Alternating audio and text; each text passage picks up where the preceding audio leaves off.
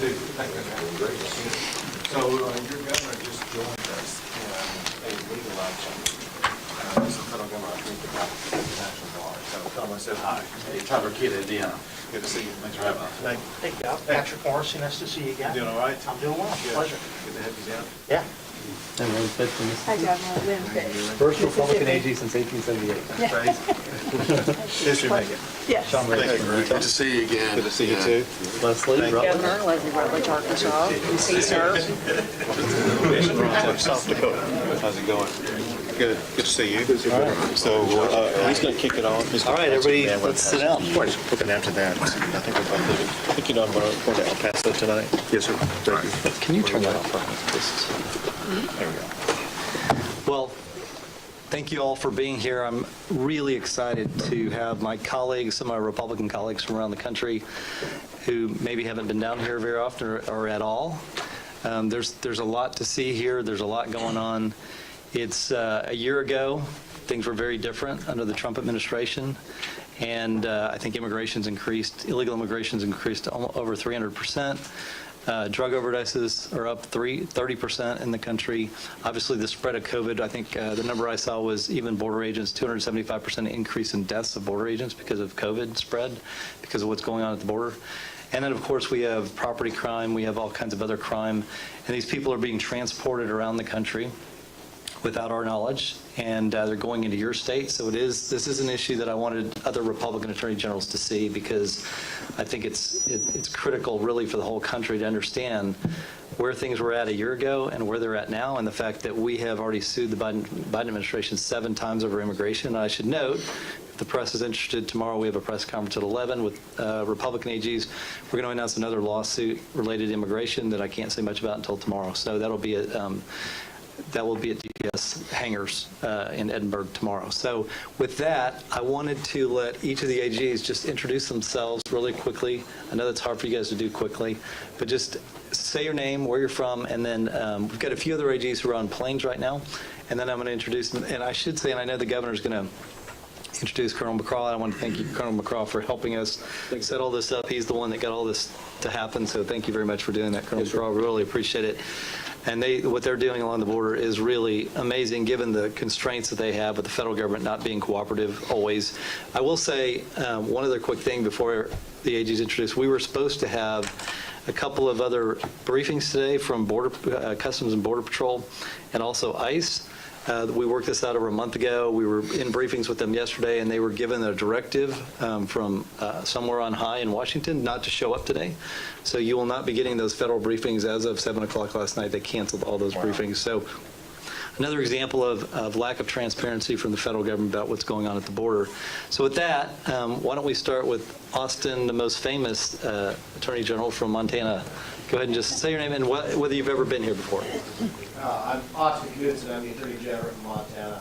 This is my first trip down here. The congressman had actually scheduled me to come down here last April with him, and that trip was also canceled by the federal government. So I appreciate you having me down here, Mr. Governor and Mr. Attorney General. Thank you. Trip Taylor, Alaska Attorney General. It's my first trip to the border as well, so thank you for hosting us and letting us see firsthand what's going on. And then Derek. Derek Schmidt from Kansas. It's my first trip to the Texas part of the border. I've been west of here, but I appreciate the opportunity to be here. And running for governor. Yes, that's also true. Yeah. Hi, everyone. I'm Todd Rokita, Attorney General of Indiana. This is my second trip to the border here in Texas in the last 3 months. I want to thank everyone who helped the first time, and the staff, and of course the office holders who are hosting us this time. Hello, I'm Lynn Fitch, the Attorney General from Mississippi. This is my first trip as well. We're very grateful that we're here so we can be a part of this investigation, and we're learning what's happening, how we can all fight this good fight together. And Governor, General Paxton, thank you so much. Absolutely. And then John from Oklahoma. John O'Connor. Yes, I'm John O'Connor. I'm the Attorney General from the state of Oklahoma. This is my first time to be down here for this purpose, but obviously as neighbors of Texas, we're very concerned about everything that happens in Texas, including the illegal immigration. So I'm happy to be here. My name is Patrick Morrissey. I'm the West Virginia Attorney General. Governor, Attorney General, thank you so much for your hospitality. It's great to be down here to see things firsthand. From West Virginia's perspective, we really feel the brunt of the immigration problem with fentanyl. Deadly amounts are flooding into our state, so I'm really appreciative of what you're doing here at the border, and we're happy to be part of it today. Thank you. Jason Brownsburg, I'm the Attorney General in South Dakota. This is the first time I've been to the border. I thank the Governor and the Attorney General for inviting us. We hear a lot in the news lately about the Ukrainian border, and I guess I wanted to see what we're doing to secure our own border. I'm Leslie Rutledge, the Attorney General of Arkansas. This is also my first trip to the U.S.-Mexico border. I appreciate my longtime dear friend Ken Paxton hosting us, as well as Governor Greg Abbott. Arkansas, as you all know, is contiguous to Texas, and we have an influx of illegal immigrants and the illicit illegal drugs that have flown into our state, and so it's important to be here firsthand to see it. So thank you, Governor, and thank you, AG. And Leslie is running for Lieutenant Governor of Arkansas. Sean? I'm not running for anything right now, Ken. I'm Sean Reyes, Utah Attorney General. Utah is here because, as I've said before, every state is a border state today due to a lot of failed policies, and we are dealing with, just like everyone else seated at the table, an influx of an increase in the opioid epidemic, human trafficking, and other criminal elements. So thank you to my former colleague, now Governor Greg Abbott, for your leadership on this issue, Governor, and thank you to your fantastic Attorney General here in Texas, Ken Paxton, who's done such a great job also leading. Appreciate the hospitality, and thanks for the invitation to come. Absolutely.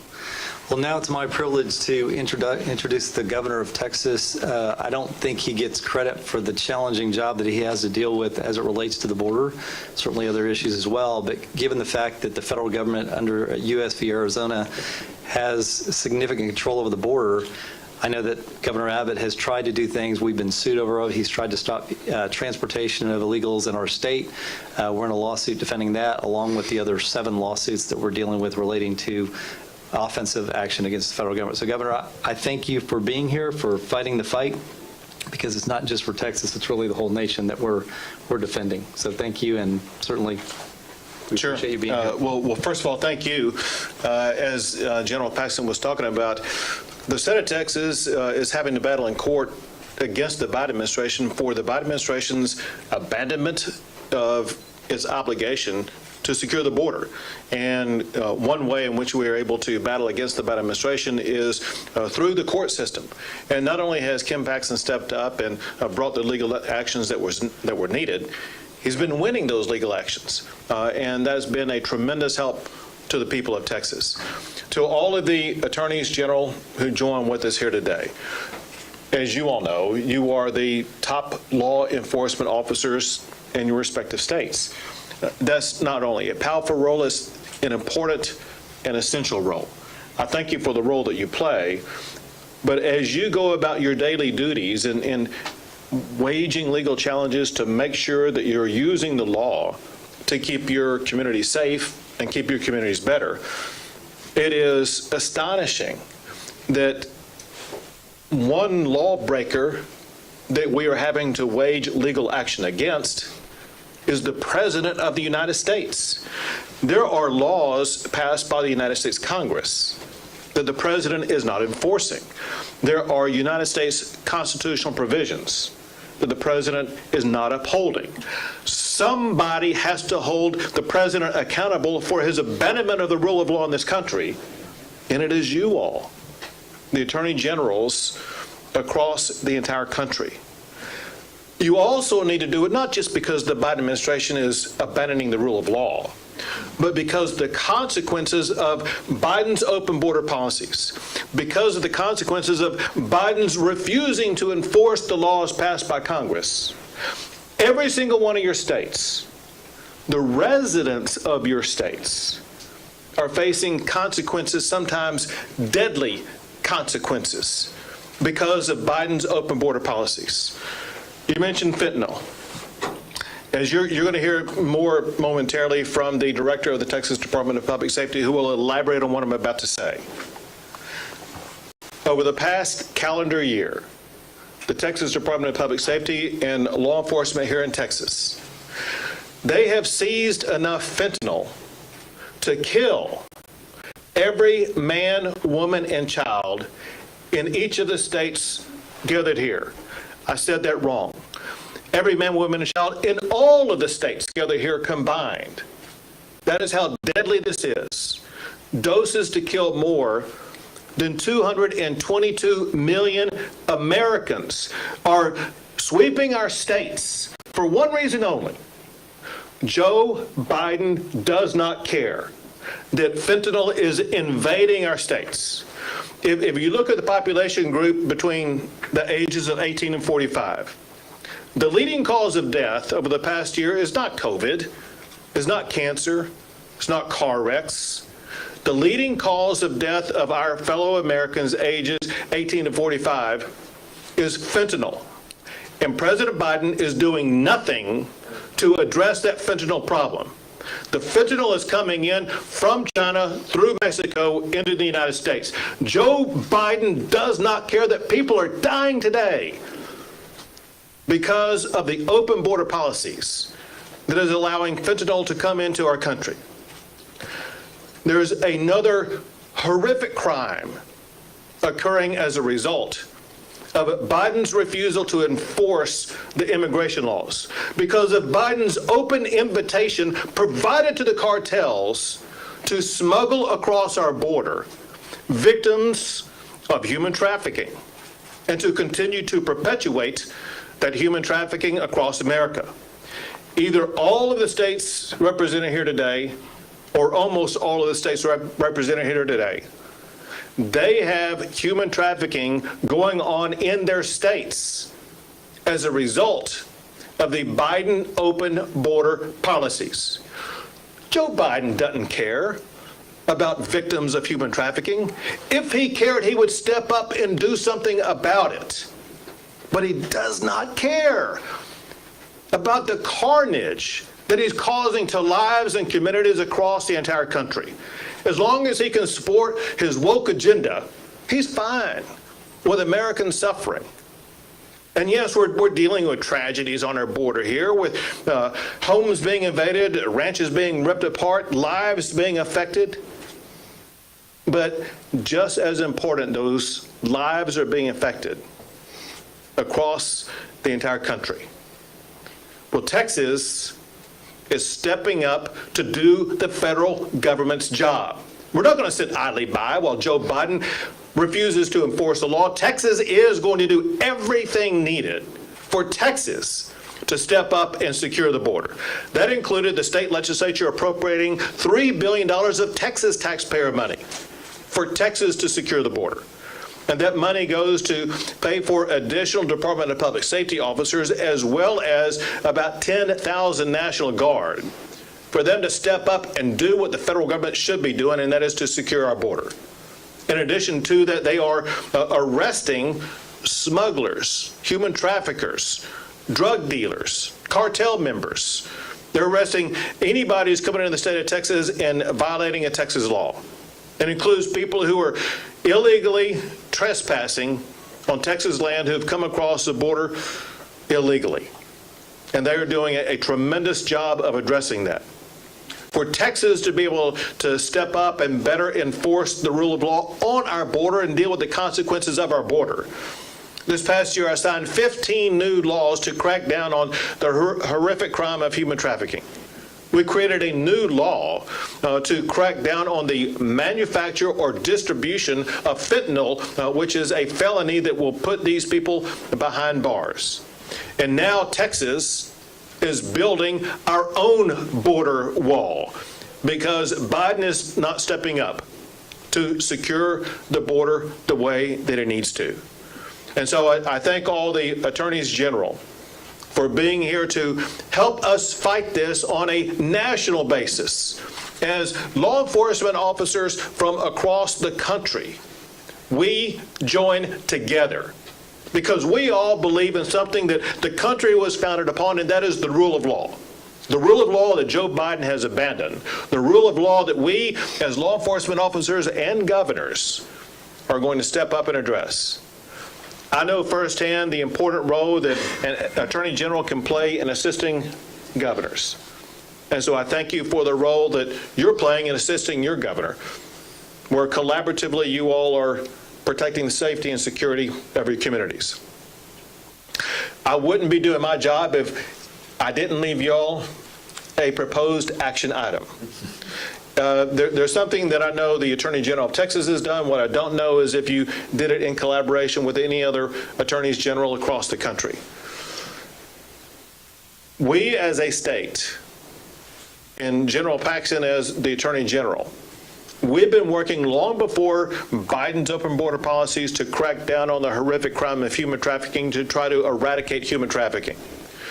When we learned that publications like Backpage and maybe some other publications were using advertisements or other publications to advertise to actually promote human trafficking, it's my understanding that General Paxton took legal action to shut it down.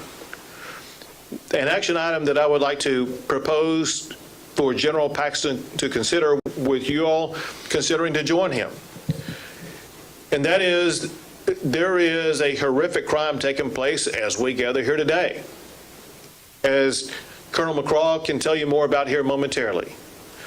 Cartels in Mexico are using TikTok to advertise, to recruit smugglers in Texas and San Antonio, Houston, and other cities in Texas and maybe some other states, to advertise for smugglers for pay, for them to smuggle people here in Texas, which would include victims of human trafficking. That must be shut down. And just like I think an injunction was taken against Backpage, similarly, possibly, an injunction could be used to shut down TikTok in its use of its device and platform to allow criminal activity to be perpetuated that leads to horrific human trafficking. TikTok should be ashamed, condemned, and have a legal action brought against it for promoting human trafficking in Texas and the United States of America. And so I thank you all very much for the role you all play. But I know for a fact that the person who is at the tip of the spear in dealing with the broken border crisis that Biden has created is the director of the Texas Department of Public Safety. His name is Steve McCraw, and Director McCraw, I turn it over to you at this time. Thank you, Governor. I'm used to action items, starting from the governor. First, go to the TikTok situation. I wasn't aware you're going to note that, but so one of our briefings, you noticed, picked up on it, clearly understand in terms of the scope and magnitude and how it's impacted. The cartels have long recruited our children on both sides of the border to do their deeds. And they ran out of children. They ran out of our children, so you look for different resources. They've certainly partnered with transnational and certainly state-based gangs to conduct operations. And we see that. But now using TikTok, we're seeing kids being recruited from around the state, San Antonio, Dallas, Houston, coming down there in droves because of, as a result of this global mass migration event that we've seen, is there's just too many bodies that they cannot move outside the area of the border. And keep in mind, when you're talking about border security, they're not trying to smuggle something in to keep in the border. They're moving it to different transshipment centers around not just the state, but the entire nation. So what comes through these borders impacts each of you and your citizens in every community in Texas. And I'm sad for the impact that in West Virginia that fentanyl has had and the rest of the nation. We've for a while, thankfully, from a Texas standpoint, meth was our key problem drug, but now fentanyl is on the radar screen, and we're seeing some synthetic opiate overdoses we hadn't seen before and dramatic increases, and we're worried about. And there's a reason for it, is what happened, and Governor, you know it well, you're an expert. And by the way, thank you for your leadership and always protecting Texas from threats, domestic and foreign. Clearly in the law enforcement community, we understand that, and we absolutely appreciate all your support for us in doing that. But at the end of the day, you know, when the governor says, hey, we need something done immediately, and keep in mind, it's not Border Patrol's fault. I mean, these are brave men and women that have sacrificed their lives at any given day. And what they do is a tremendous national security function for the state of Texas and for the rest of the nation. But when they are overwhelmed, and we've had influxes before, but never to this level. We've never had over 1.3 million apprehensions in Texas, okay, in a calendar year. Never before. Going back to 1986 is the last time, and that was like 720,000. And so Border Patrol is swamped, overwhelmed. Not only that, they've got family units and unaccompanied children. So their facilities are not made for those to be able to handle that. So you're taking the frontline agents that are supposed to be on the river, and I realize in Arizona you're a little different location, okay? But in California, New Mexico, but we do have 64% of the border, Governor, I know as you know, and unfortunately we have the least percentage of infrastructure to protect that border. So at the end of the day, when that happens, and you take Border Patrol off, then those are huge security gaps between the ports of entry. And the governor directed back in March 4th, exactly, okay? He implemented Operation Lone Star, made it very clear, deploy. That means, it means an intensified surge operation, patrol units, but our special agents and Texas Rangers as well, aircraft, tactical, means all hands on deck, get down there, fill the security gaps, and that's what we've been doing. And we've never seen anything like it in terms of it relates to fentanyl. And we didn't expect it, but our seizures increased over 1,200%, or actually 2,000% in that same period of time between January. So it's an enormous amount of drugs being taken off. But the same thing, you were concerned about transnational gangs, cartel operatives, and all the other things. We over 5 tons of methamphetamine was seized. So these, we're a criminal corridor for the cartels, and they're exploiting us, using the gangs. And we have retail distribution centers within our major urban areas. So obviously, one of the 4 objectives you had is to fill those gaps, and we've been doing that, number 1. 2, you wanted to protect landowners, okay, from vandalism, from criminal trespass, from other crimes like burglary, other habitations, and you were there talking to landowners, and they expected their land needs the protection, so we've been doing that. Criminal trespassing, he put the capabilities in place, we're able to arrest somebody for criminal trespass and actually book them in a TDC jail. So we're in a better position, but you've also gave us another task, and that task is that caravans don't need to be coming to Texas. And we saw what happened underneath the bridge in Del Rio and how it overwhelmed the community and threatened the community. And you made it very clear that we'd be proactive, whether we have to put black and whites together, whether we're using right now tactical wire, concertina wire, or Connex boxes, it doesn't matter what it is. When caravans are headed here, we got to stop them at that and be proactive and prevent in that regard. And the last one, real easy task, I don't know why I didn't think of it before, but to secure the border. Okay, and you can't do it. You can't do it unless you have infrastructure, period. And I don't know what you call it. You want to call it, it doesn't matter. You have to have it. You have to have detection technology, and you have to have boots on the ground. Okay, plain and simple. And you can't secure it from Washington. You can only secure it from the river. And thank you for your leadership. And I can tell I've talked too much. Thank you. Well, let me get you to add one more. Let the public know how many people have been encountered coming across the border, how many arrests you all have made, Yes, sir. And any other facts like that. We've had over 10,000 arrests we've made, criminal arrests, and criminal trespass, over 2,500 criminal trespass arrests, which are embedded in that. We've had, between ourselves and National Guard and game wardens working together, we've had over 196, almost over 200,000 by now, individuals that were referred to, been apprehended and referred to Border Patrol. That's so important. In fact, the recent discussion was had by, and one of the guys on the panel was a guy named Rodney Scott, the former chief of the U.S. Border Patrol, made it very clear. He said, without Operation Lone Star, every one of those numbers would have been a got-away. Mm-hmm. And every one of those pounds of drugs, those ton quantities of drugs we've seized, if not for the state of Texas stepping up, would have been got-aways. It would have entered into the traffic. And so it's been, they certainly recognize it, and I think people understand that that has an immediate impact. But you've been very clear. It's not just apprehending. It's not just in terms of seizing.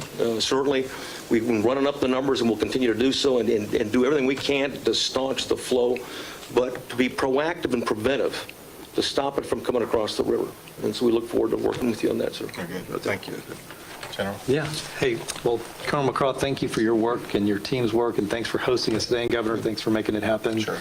And I really, really appreciate your stand on immigration and the fight that you're leading across the nation. And I want to thank my fellow Attorney General for being here. I want to thank the media for being here. And I want to make very clear that if the Department of Homeland Security wants to still meet, we're going to be here for another day and a half. And so we're open to having those meetings instead of having them canceled. So thank you all for being here. And the Governor, thanks again for your work. Thank you. Roxanne. All right, thank you everyone for being here. Thank you everyone for being here. All media, we have to escort you outside. That concludes the media portion of the security brief. So thank you for coming. No questions at this time, no questions.